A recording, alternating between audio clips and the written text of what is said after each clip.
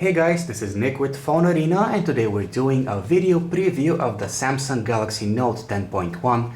What we have here is a prototype unit running Android 4.0 ice cream sandwich. Before we begin, let us take a quick look at its hardware specifications.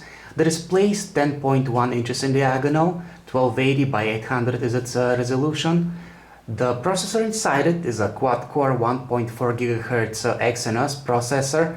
The front-facing camera is of 2 megapixels, and there is a 5 megapixel camera on its back with autofocus and LED flash. The Samsung Galaxy Note 10.1 comes with the S Pen, which may look like a traditional stylus, but it's a bit more advanced than that. What it can be used for, you're about to see in just a few minutes. The design of the Galaxy Note 10.1 is nothing out of the ordinary. Samsung has chosen to make the device entirely out of plastic. It's primarily of the glossy kind, and we don't have any premium materials used in its construction.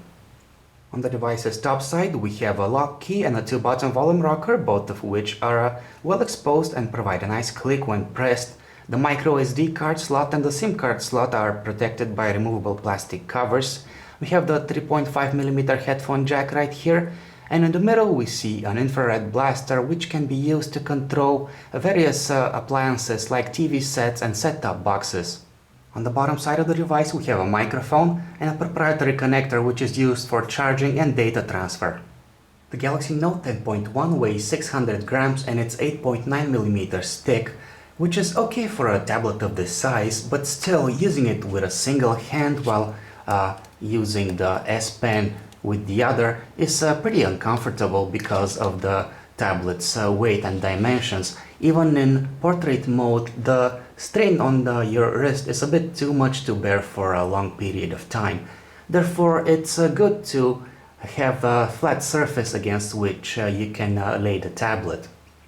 The S Pen might look like an ordinary stylus, but its tip is actually sensitive to pressure. Therefore, when you use it to take down notes, for example, you will notice that the harder you press, the bolder your strokes are, and therefore look a bit more natural, as if you're writing using a traditional pen.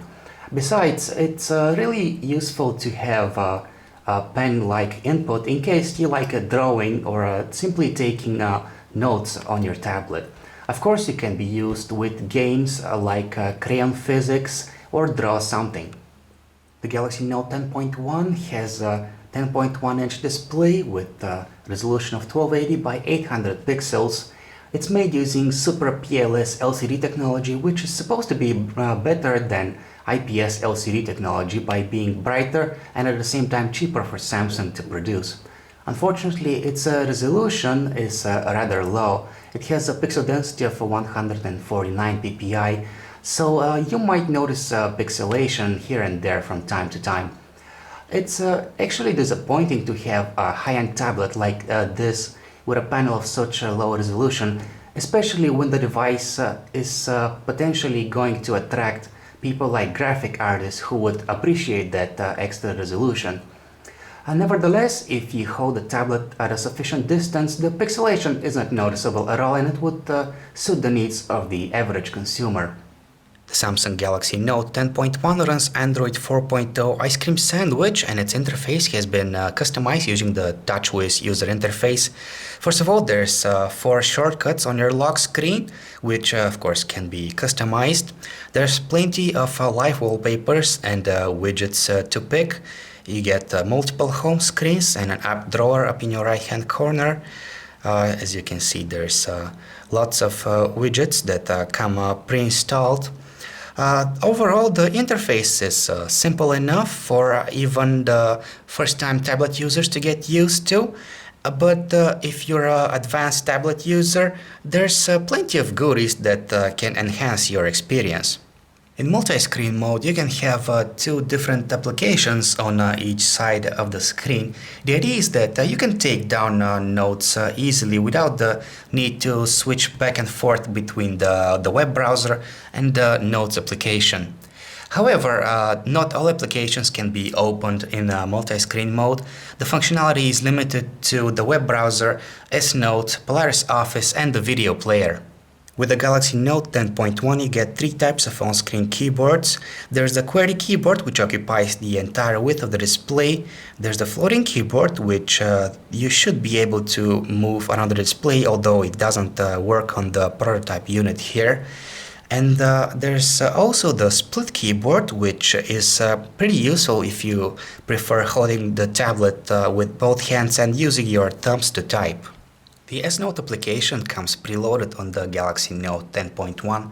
As the name suggests, it can be useful if you want to take down a quick note, but it can be actually used in a wide range of scenarios. There's multiple templates that you can use depending on what kind of project you are working on. Let's open one of the presets for demonstration's sake, just to show you what you can do with the S Pen and the S Note. You can actually change the background of your project. There are several graphics that have been included along with the software. The width and the color of the brush can be adjusted, of course. You can pick the brush that you would like to use. For example, this is what a basic pen looks like, and now we're gonna use the pencil brush. You can zoom in and zoom out on the page using pinch to zoom gesture, and you can scroll up and down by using both of your fingers at the same time. There are several other handy features like the formula match tool, which will recognize any handwritten formula and match it with formulas from the Wolfram Alpha database and make sure it's correct. There's also the shape match tool, which can be used like this. You just draw a shape and it would straighten it out, making it a circle or oval, a line, or whatever you want to draw. This can come in handy if you're drawing charts or any other kinds of graphics like pie charts. And that's the idea. Another interesting application that comes preloaded on the Galaxy Note 10.1 is Adobe Photoshop Touch. It isn't as versatile as the desktop version of the program, but it comes loaded with a number of effects and filters that you can apply to your photos and projects. Browsing the web using the Galaxy Note 10.1 is a pleasure, especially when you get this spacious 10-inch display. Text is big enough so that you don't have to zoom in on paragraphs in order to read them. You get tab browsing, just like on a desktop browser. Navigation is really smooth and pages load quickly. The only thing missing out of the box is Adobe Flash Player, but we successfully managed to download it manually. There are two cameras on the Samsung Galaxy Note 10.1. The main one is of 5 megapixels. It has autofocus and LED flash. The secondary one, the one in front, is of 2 megapixels and can be used for video conversations. The camera interface offers several color effects and features like a panorama shot and smile shot. The stock music player on the Galaxy Note 10.1 is average, but it gets the job done, so we're satisfied with it. It comes with support for FLAC audio formats, and you can purchase music straight from your tablet from the 7 Digital Music Store. The stock video player also seems pretty basic, but its strength is that it supports a wide variety of multimedia codecs, and you can play them back in a resolution of up to 1080p. Needless to say, it's a pleasure watching HD videos on the tablet's 10-inch display. To wrap it all up, the Samsung Galaxy Note 10.1 is shaping up like a device suitable for several types of consumers. For example, business professionals or students who need a portable device that they can take down notes with.